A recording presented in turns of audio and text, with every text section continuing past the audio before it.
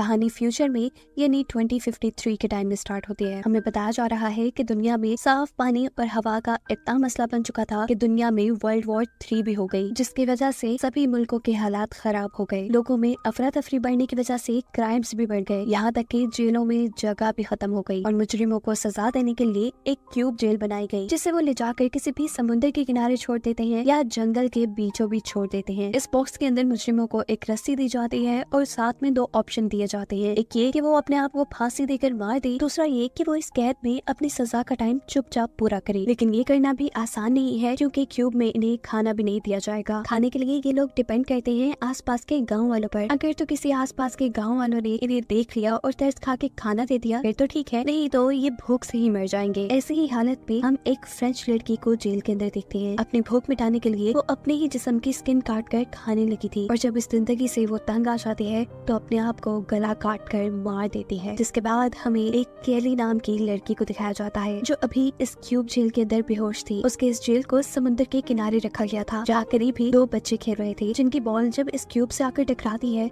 तो उस वक्त केली होश में आई। उसने अपने आप को बंधा पाया। वो जोर जोर से चिल्लाने लगी कि मेरा गुनाह नहीं था, मुझे क्यों ये सजा दी गई। लेकिन यहाँ कोई उसकी सुनने वाला नहीं था। एक एआई सिस्टम के जरिए केली को बताया जाता है कि उसकी सजा 7 साल की है और इस टाइम में खाना पानी के लिए वो गाँव वालों पर डिपेंड करती है। केली ये सुनकर शॉक हो चुकी थी। दूसरी तरफ उसी जैसे एक और बॉक्स में एक और लड़की को दिखाया जाता है, जो काफी मरतबा इस बॉक्स से भागने की कोशिश कर चुकी थी। तब एआई सिस्टम उसे कहता है कि ये तुम्हारी आखिरी वार्निंग थी, तुम रूल्स तोड़ने से बाज नहीं आई और इसी की सजा में अब तुम्हें खत्म कर दिया जाएगा। दिखाया जाता है कि इस लड़की के बॉक्स का ऊपर वाला हिस्सा नीचे आते हुए इस लड़की को क्रैश करके खत्म कर देता है। सीन्स दोबारा केली के ऊपर शिफ्ट होते हैं, जिसे 2 दिन से कोई खाना पानी नहीं मिला। वो इस बॉक्स में बनी छोटी सी खिड़की से अपना हाथ बाहर निकाल कर जोर जोर से खाना मांगने के लिए चिल्लाती है, पर दूर दूर तक कोई नहीं था। भूख से वो बेहोश हो चुकी थी और अगले दिन यहाँ उसे होश आता है एक लड़की की आवाज पर। वो लड़की उसे खाना देने आई थी, जिसे देखते ही केली कहती है कि मेरा कोई गुनाह नहीं,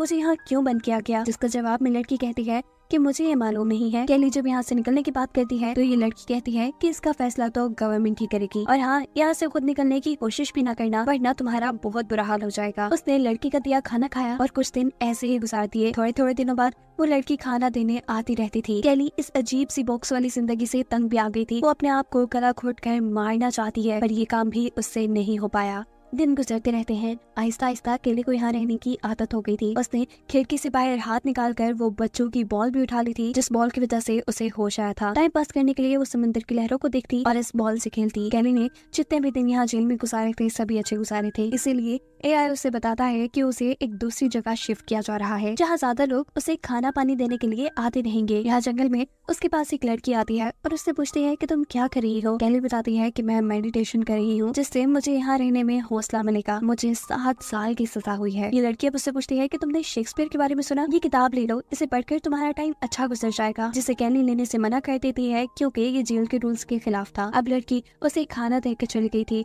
केली जब खाना खा रही होती है तो उसे पता चलता है कि लड़की ने एक छोटी सी किताब उसके खाने में छुपाकर उसे दे दी थी, जिसे वो एआई के कैमरा से छुपा लेती है, क्योंकि अगर एआई के कैमरा ने उस किताब को देख लिया तो वो रूल्स टूटने पर केली को बहुत बड़ी सजा देंगे, और अभी वो कोई दर्द नहीं चाहती। एक दिन हम देखते हैं कि केली अपने पास जमा हुए पानी से नहाती है, जिसके बाद वो उस पानी को खिड़की से बाहर फेंक देती है। यह उसके पीने का पानी था, जिससे वो वेस्ट कर चुकी थी और ऐसे वो एक रूल तोड़ चुकी थी, जिसकी सजा में उसे वापस उसी आइलैंड पे भेज दिया जाता है जहाँ कम लोग आया करते थे। अब वो लड़की जिसने पहली बार केली को यहाँ पे खाना दिया था, वो उससे पूछती है कि तुमने ऐसा क्या बुरा किया कि उन्होंने तुम्हें वापस यहाँ भेज दिया। केली उसकी बात का कोई जवाब नहीं देती, उल्टा उसी से सवाल करती है कि तुम लोग फैसला कैसे करते हो कि किस कैदी को खाना देना है और किसको नहीं। ये लड़की बताती है कि इस चीज का डिसीजन हमारे मॉन्क लेते हैं। मेरी कोशिश यही होती है कि मैं ज्यादा से ज्यादा लोगों को खाना दे सकूं, लेकिन इस समुद्र के इर्द गिर्द मौसम बहुत ज्यादा खराब रहता है। हर रोज यहाँ आना पॉसिबल नहीं होता और ऐसे बहुत से कैदी भूख से मारे जाते हैं। इस लड़की के यहाँ से जाने के बाद केली के पास 2 चीजें थी टाइम पास करने के लिए, एक वो बॉल और दूसरी किताब, जिस किताब को पढ़ने के लिए उसे बहुत जतन करने पड़ते थे कि कहीं एआई कैमरा उसे देख न ले और उसे कोई सजा न दे दे। कुछ दिन गुजरते हैं और केली को महसूस होता है कि उसे दोबारा किसी और जगह ले जाया जा रहा है। या पहले तो काफी दिन तक उसके पास कोई नहीं आता, भूख से उसका बुरा हाल हो जाता है, और फिर एक आदमी उसके सामने ही आकर सेब खाना शुरू कर देता है। ये देख केली तड़प चुकी थी, वो सेब भीख मांग रही थी, जिस पर वो आदमी कहता है कि सेब तो मैं तुम्हें दे दूंगा, लेकिन तुम्हें इसकी कीमत चुकानी पड़ेगी। केली के पास जिंदा रहने का कोई और ऑप्शन भी नहीं था। वो इस आदमी की बात मान लेती है और थोड़ी ही देर बाद दिखाया जाता है कि एक ड्रोन आकर उस आदमी को मार चुका था। ड्रोन की गन से निकली हुई एक गोली केली के पाँव पर भी लग जाती है, पर आखिर इस सब के बदले उसे एक सेब तो मिल चुका था। वो जल्दी जल्दी इसे खाती है और जब उसने आधा खत्म कर लिया तो उसे पता चला कि इस सेब में कीड़े पड़ चुके थे। वो अपना खाया हुआ भी सारा बाहर निकाल देती है और उस सेब को फेंक देती है। यहाँ एआई उसे बताता है कि तुमने एक रूल ब्रेक किया है, तुमने अपने खाने के लिए किसी को फायदा दिया, ये रूल्स के खिलाफ था, जिसकी सजा केली को मिलती है कि उसे अगले 7 दिन तक सोना नहीं है। केली के पास कोई दूसरा ऑप्शन था ही नहीं इस सजा को पूरा करने का। 2 दिन गुजरते हैं। केली का दिमाग अब नींद की वजह से फटने लगा था। जब भी वो आंख झपकाती तो एआई सायरन बजा देता था। ऐसे ही करते करते 5 दिन गुजर जाते हैं और आखिरी 2 दिनों में अपने आप को जगाना काफी मुश्किल था। वो अब जोर जोर से अपना सर दीवार में मारना शुरू कर देती है ताकि उसके सर में दर्द होता रहे और उसे नींद न आए। 7 दिन लगातार जागने की वजह से उसे अजीबोगरीब इल्यूजन्स आने लगे थे। वो यहाँ अपने आप को किसी महारानी के रूप में देख रही थी। आखिर उसकी सजा खत्म हो जाती है। जैसे ही उसे ये बात बताई जाती है तो वो फौरन से सो जाती है। अपनी नींद पूरी करने के लिए वो कई दिनों तक सोती रही और अचानक उसकी आँख खुली पटाखों की आवाज से। एआई ने उसे बताया कि आज न्यू ईयर है। वो उसे भी न्यू ईयर विश करता है, लेकिन जवाब में केली कुछ नहीं बोलती। इस कैद में उसे कोई खुशी महसूस नहीं होती थी। एक दिन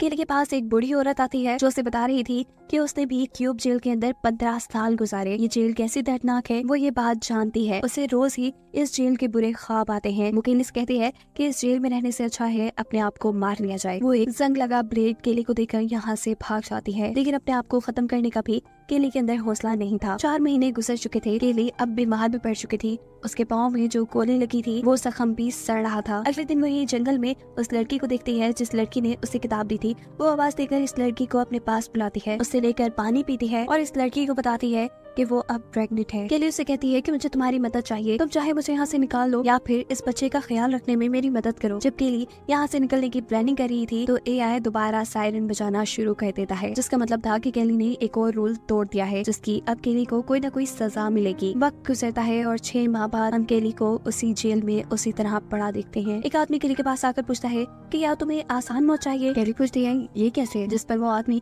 उसे सामने पड़ा एक क्यूब दिखाता है जो अब जल चुका था। ये देख केली के होश उड़ जाते हैं और वो उससे कहती है प्लीज यहाँ से चले जाओ। कुछ दिन गुजरते हैं और दिखाया जाता है कि केली के पास एक बच्चा पैदा हुआ था, जिसे देखकर वो अपना सारा दर्द भूल चुकी थी। उसको इस बच्चे की शक्ल में एक सहारा, एक कंपनी मिल गई थी। वो बच्चे को गले लगाती है, पर वो ये बात नहीं जानती कि ये खुशी उसकी कुछ ही पल की है। जैसे ही एआई सिस्टम को ये पता चलता है कि केली के साथ इस बॉक्स के अंदर कोई और भी है, तो अचानक बॉक्स के अंदर से जहरीली गैस निकलना शुरू हो जाती है, जिसकी वजह से केली बेहोश हो जाती है। और जब उसे होश आया तो उसे पता चला कि उसे बेहोशी में बहुत ज्यादा मारा गया होगा, साथ ही उसके बच्चे को भी उससे छीन लिया गया था। उसके मुंह से बहुत ज्यादा खून निकल रहा था और वो जोर जोर से चिल्ला रही थी इस दुख में कि उसका बच्चा तो उसके पास छोड़ देते, पर यहाँ कोई उसकी आवाज सुनने वाला नहीं था। उसका इस बच्चे को पैदा करना भी रूल तोड़ने के बराबर हो गया था और इसलिए उसके बॉक्स को बिल्कुल समुद्र के पास लाकर रख दिया जाता है। हर आती लहर के साथ उसके इस बॉक्स के अंदर समुद्र का नमकीन पानी गिरता था जो उसके जख्मों को जला देता था।